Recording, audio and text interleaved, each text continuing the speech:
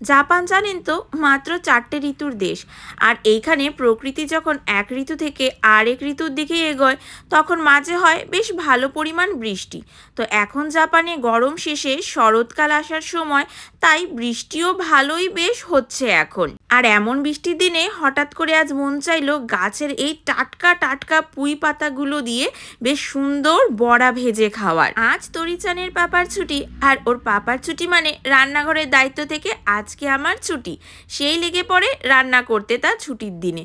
তো ও আজকে পাবদা মাছ রান্না করলো, আর আমি ভাবলাম এই বড়াগুলো আজকে আমিই ভাজবো। গাছের টাটকা টাটকা পুঁই পাতা তুলে ধুয়ে কেটে চালের গুঁড়ো নুন হলুদ দিয়ে মাখিয়ে ব্যাস ডুবো ডুবো তেলে ভেজে নিলাম। বেশ অনেকগুলো বড়া হয়েছিল, কিন্তু আজ তো বেশিরভাগ ভাত আমি এই বড়া দিয়েই খেয়ে নিয়েছি। তবে তার রান্না করা এই সর্ষে পাবদাটাও খেতে জব্বর হয়েছিল।